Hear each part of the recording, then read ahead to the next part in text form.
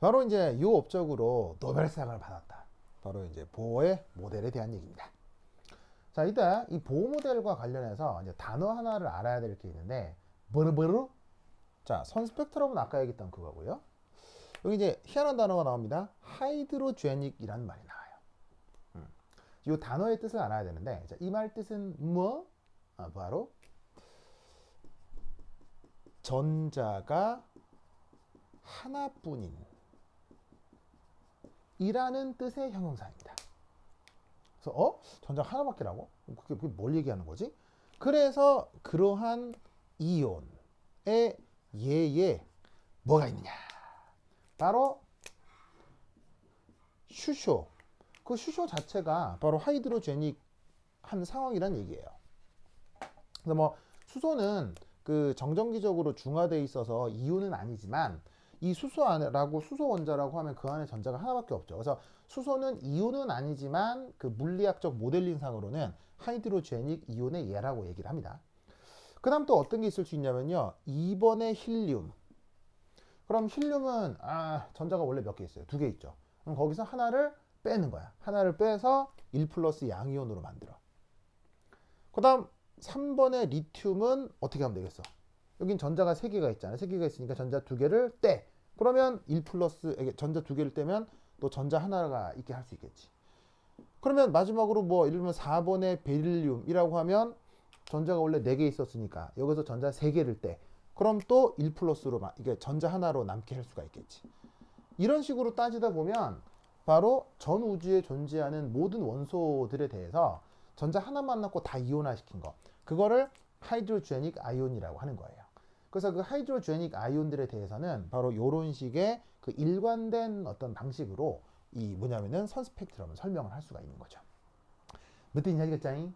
그래서 이런 것들을 하이드로제닉 아이온이라고 하는데 이렇게 개념화를 하는 이유 아주 중요한 이유가 있어요. 그게 뭐 때문이냐? 바로 전자가 딸랑 하나밖에 없는 시스템이기 때문에 얘는 어떻게 된다?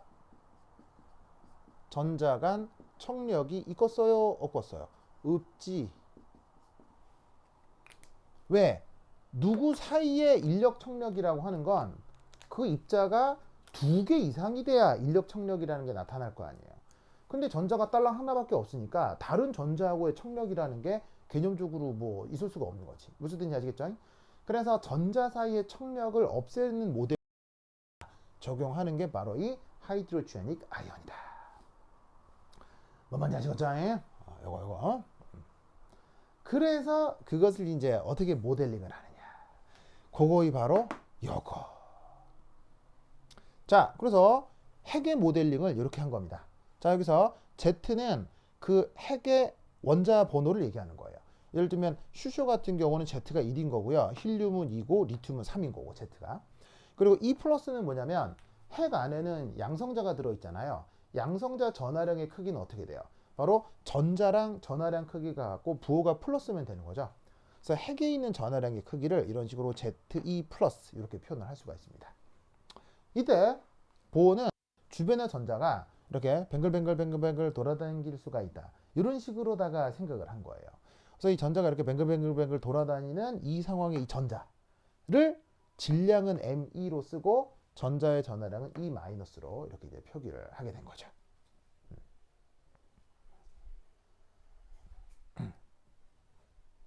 그리고 이때 마치 뭐 지구 주변의 달이 뱅글뱅글 돌듯 전자가 원운동을 한다면 바로 핵으로부터의 거리를 지금 이렇게 R로 이렇게 두겠습니다.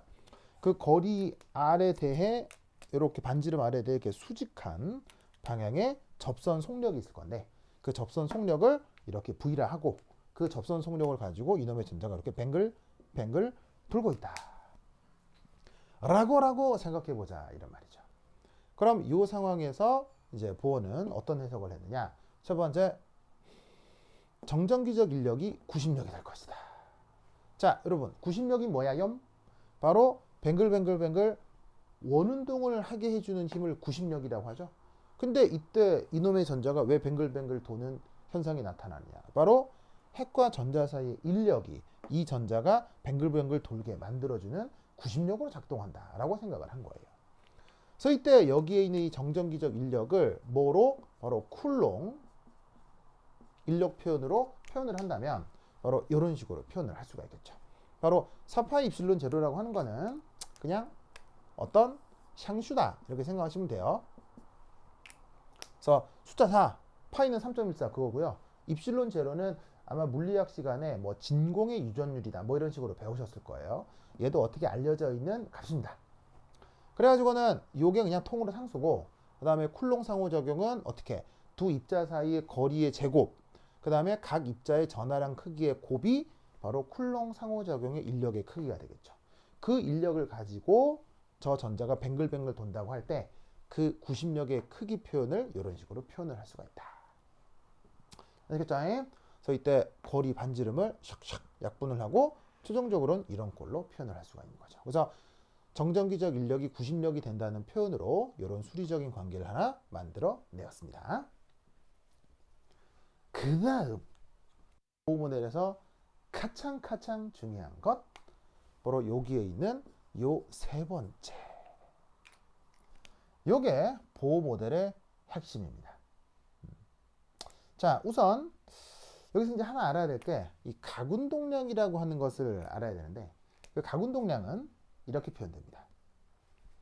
자, 여기 R이라고 하는 게 있는데 이게 바로 뭐냐면은 회전 반지름이에요.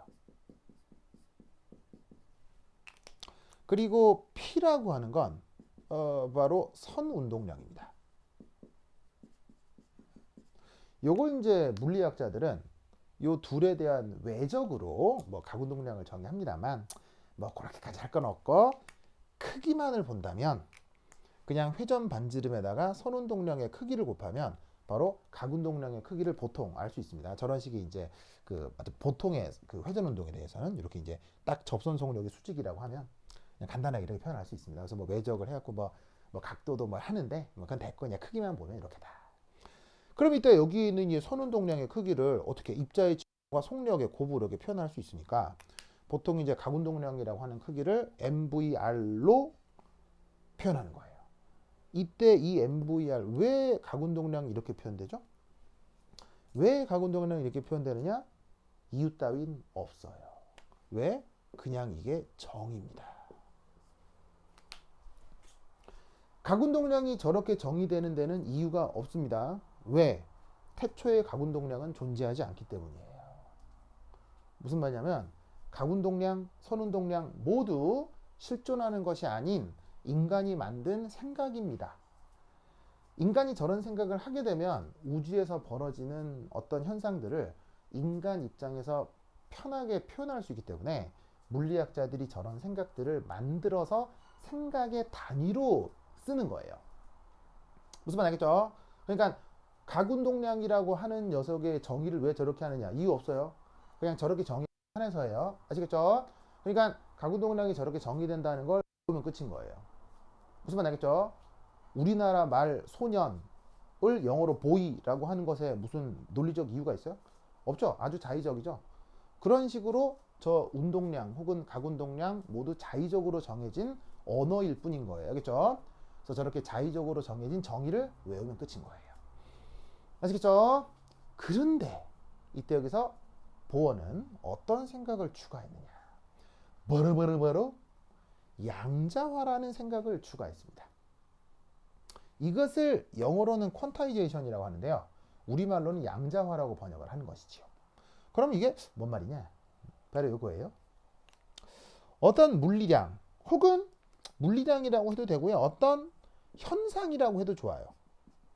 이 자연에서 여러 가지 일들이 벌어지는데 그걸 인간이 관찰한 결과 그 현상이 놀랍게도 특정 조건에서만 가능하다.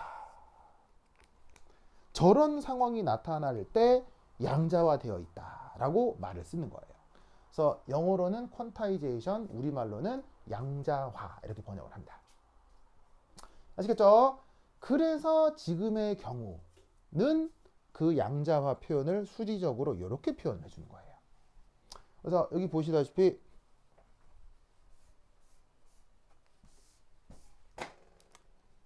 여기에 있는 얘가 뭐냐면 지금 저 전자가 가군동량 크기예요.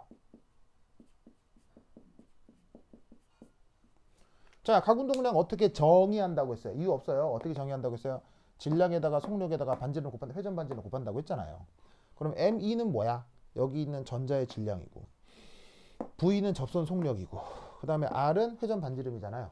그럼 두 개, 세 개 곱한 거야. 이게 그럼 저 상황에서의 전자의 가군동량 크기겠지. 그게 특정 조건에서만 허용되는데, 그 특정 조건 표현을 이런 식으로 표기를 한 거예요. 이때 요 N, 보호 시절에는 이름이 딱히 없었습니다. 근데 이게 물리학이 발전하다 보니까 이게 뭐 자꾸 나오거든요. 그래서 후대 사람들이 요 N에다가 츠양자 슈라는 표현을 후대 사람들이 붙였습니다. 그리고 저 조건이라고 하는 것이 저 즈 양자수가 이런 식의 1, 2, 3의 자연수가 된다. 그래서 이런 자연수 조건에서만 이 전자의 가군동량이 나타날 수 있다. 라고 이 보호가 가정을 한 것입니다. 이 가정을 보호의 가군동량 양자화 가정이라고 합니다.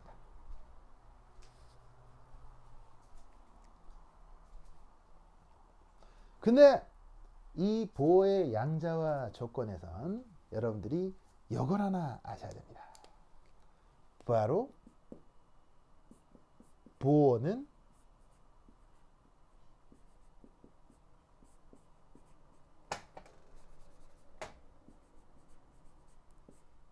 왜 이런 식의 양자화가 나오는지 이유를 모릅니다.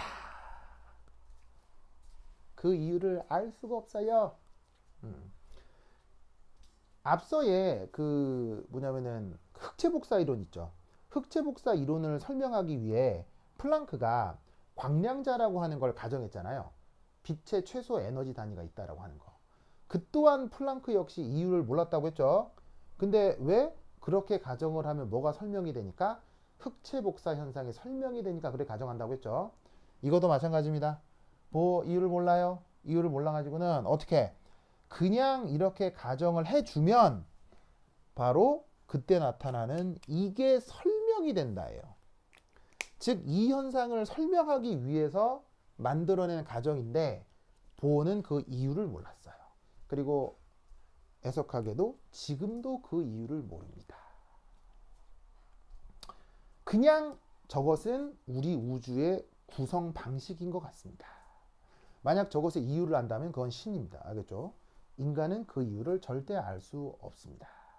그냥 수학의 공리처럼 요거를 인정하면 전 우주에서 벌어지는 현상들을 우리가 쉽게 표현할 수 있다라고 받아들이시면 돼요. 무슨 말 나겠죠? 그래서 보어가 이 이유를 설명하지 못하기 때문에 보어는 아인슈타인이랑 죽을 때까지 싸웁니다. 네. 왜냐하면 여러분들 물리학에 조금 더 관심 있는 사람들은 알 텐데 아인슈타인은 양자역학을 인정했어요? 인정하지 않았어요? 양자역학을 전혀 인정하지 않는 사람이 바로 그 아인슈타인이었죠.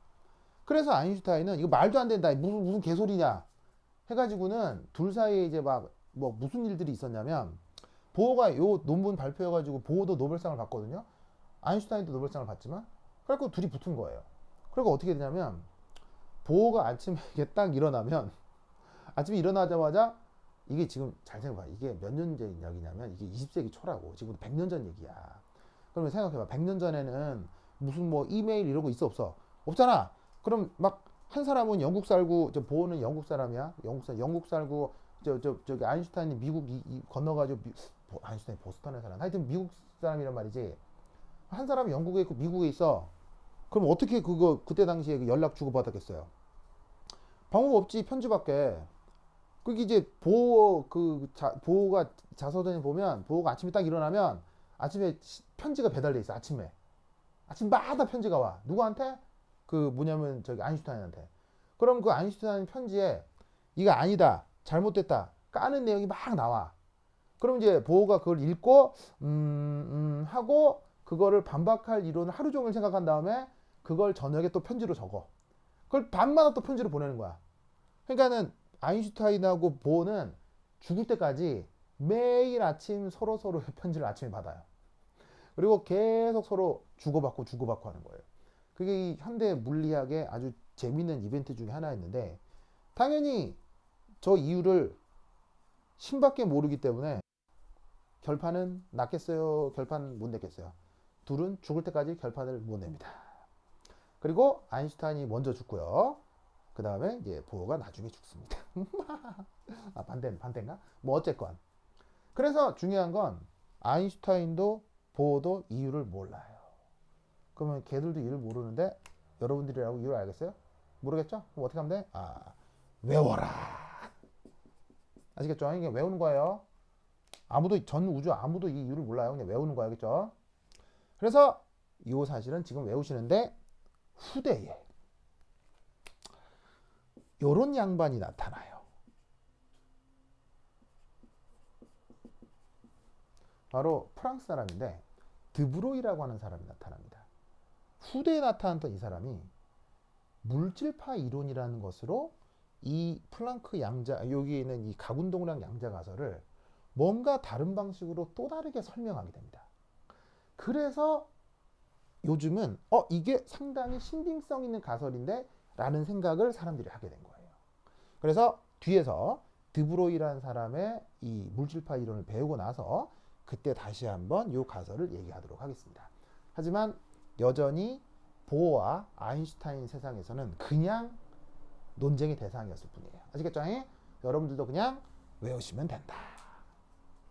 오케이, 됐다. 자, 이때 여기 이상한 표현 하나 나오는데요. 얘는 요겁니다. 요거라는 게 뭐냐면요, h라고 하는 건 플랑크 상수죠. 값이 뭐쯤이었더라? 6.6 곱하기 10의 마이너스 34승 줄 세크 정도 되는 상수라고 했죠. 그 플랑크 상수를 2파이로 나누면 또 어떤 의미가 있어요. 그래서 어떻게 되냐면 플랑크 상수를 2파이로 나누면 얘도 그냥 어떤 상수잖아요. 그냥 얘도 그냥 어떤 상수다 이렇게 생각하면 돼요. 알겠죠? 어떤 상수.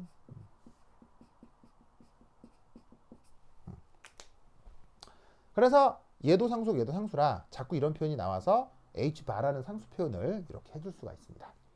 그래서 이것이 바로 보어의 양자가설인데, 이 보어의 양자가설을 조금 다르게 표현하면 이제 어떻게 되겠어요? 얘를 이렇게 바꿀 수 있다고 했죠?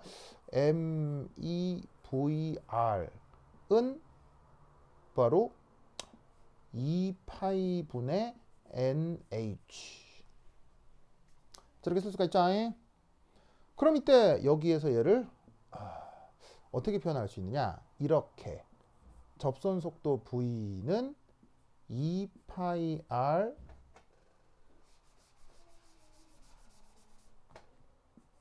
ME 분의 NH,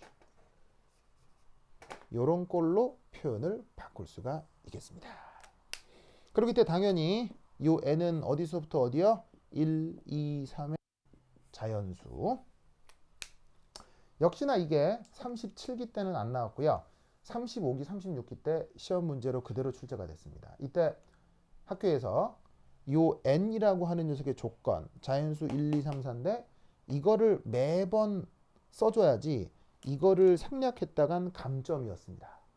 그래서 얘를 계속 끊임없이 써 나가야 된다는 걸 꼭 기억하세요. 그래서 이 그 보호 모델을 증명을 하는 과정에선 이 부분을 계속 이렇게 써야 됩니다. 아시겠죠?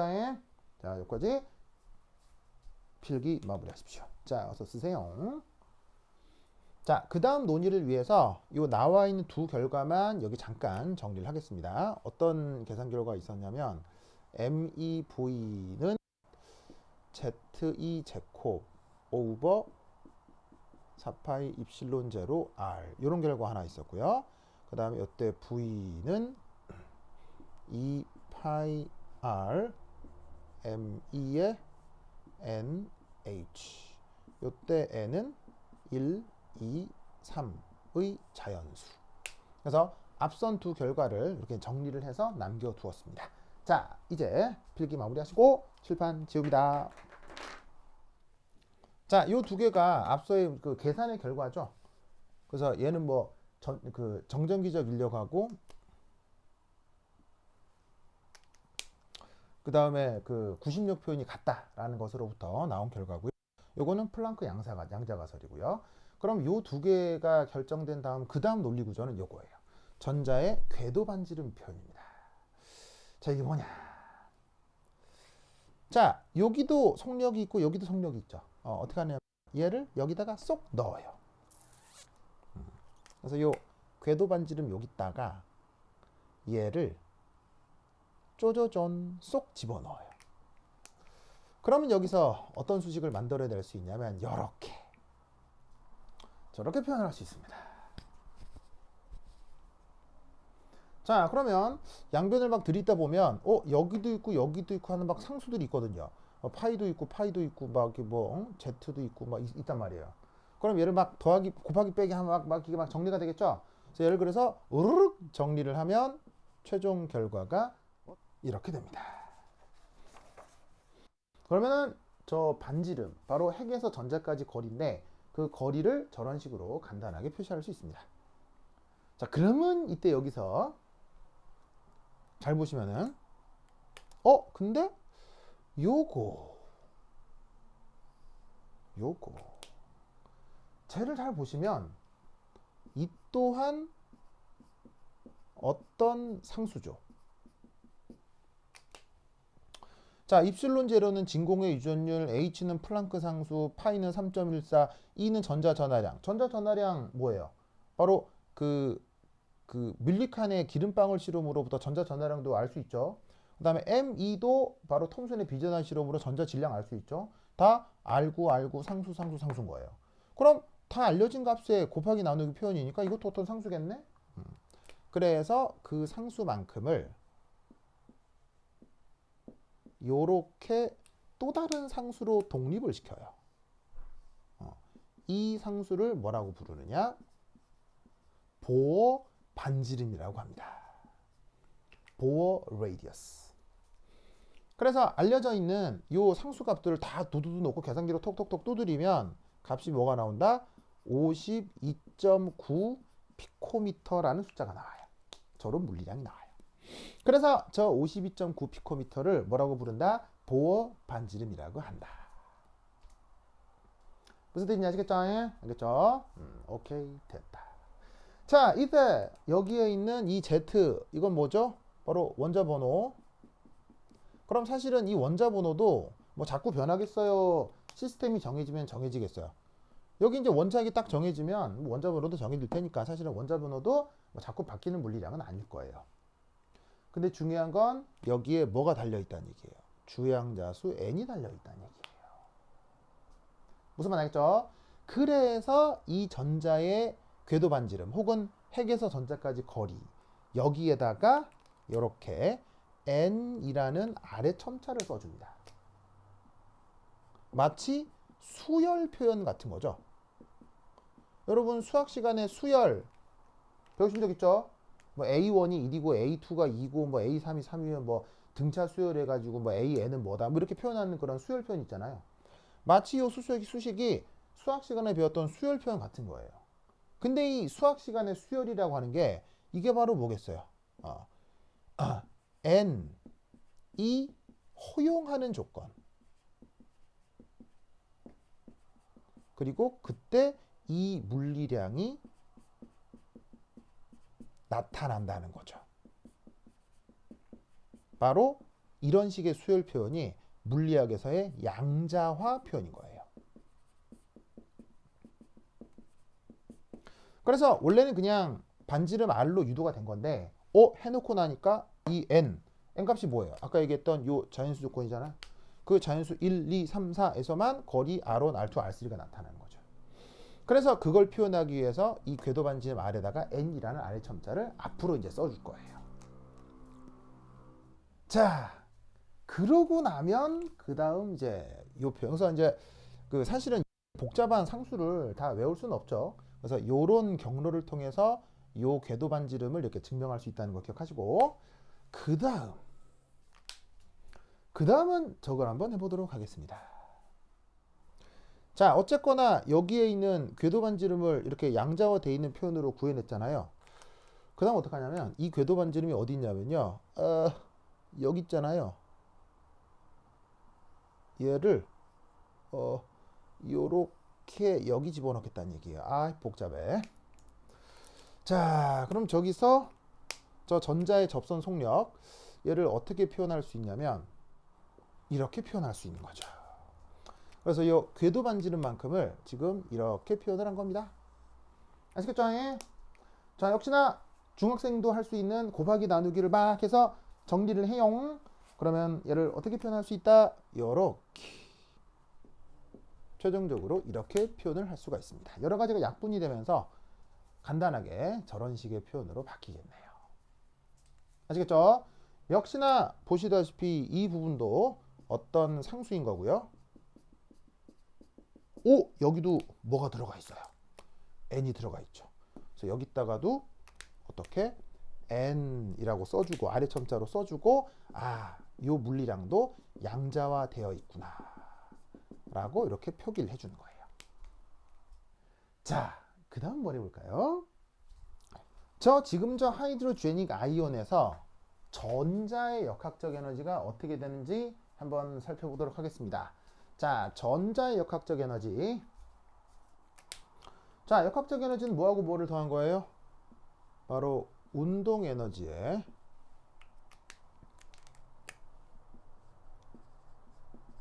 위치 에너지를 더한 거죠. 그럼 전자의 저 운동 에너지는 어떻게 표현됩니까? 바로 2분의 1 mv 제곱. 그 다음 저 전자의 위치 에너지는 어떻게 표현됩니까? 위치 에너지는 바로 저 핵과 전자 사이에 쿨롱 인력으로부터 나타나겠죠. 그럼 그 위치 에너지는 이렇게 어떤 상수분의 거리 그리고 두 전하량의 곱으로 표현이 되겠습니다.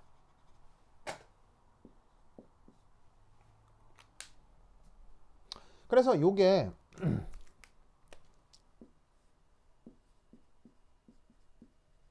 쿨롱 상호작용으로부터 표현되는 두 전하를 띤 입자 사이의 그 위치 에너지가 되는 거죠. 그래서 상수분의 거리, 그 다음에 거리분의 두 전하량 곱의 크기. 그래서 하나는 플러스 전하, 하나는 마이너스 전하. 지금 요 사이를 얘기하는 겁니다. 자, 그럼 이때 얘를 좀 정리를 해보도록 하겠습니다. 자, 얘를 정리를 하면 이렇게 표현할 수 있겠네요. 2분의 1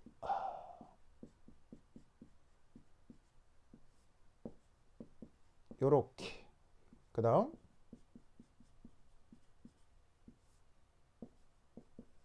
이렇게 표현할 수 있겠네요. 이때 요만큼 있죠. 얘를 이렇게 표현했습니다. 왜? 이거 어디 있는 거예요? 여기 있네. 그래서 mv 제곱이 바로 이 앞에 관계식에 의해서 이게 되죠. 그리고 여기서 4파이 입실론 제로 r은 그대로인데 자, 하나는 플러스 전하고 하나는 마이너스 전하니까 플러스 곱하기 마이너스 하면 마이너스가 나오고 있죠. 조금 더 정리를 하면 최종적으로 마이너스 8파이 입실론 제로 r 분의 ze 제곱으로 표현할 수가 있어요. 자, 근데 이때 여기에 있는 이거 어디 있습니까? 바로 요거죠. 궤도 반지름의 역수. 얘를 또 여기다가 넣겠습니다. 그럼 얘는 이렇게 바뀔 겁니다. 보이시죠? 그래서 얘를 또 이래저래 정리를 합니다. 바로 나와 있는 상수들을 곱하기 나누기를 해서 소거할 건 소거하고 정리하면 최종적으로 저런 결과가 나타납니다.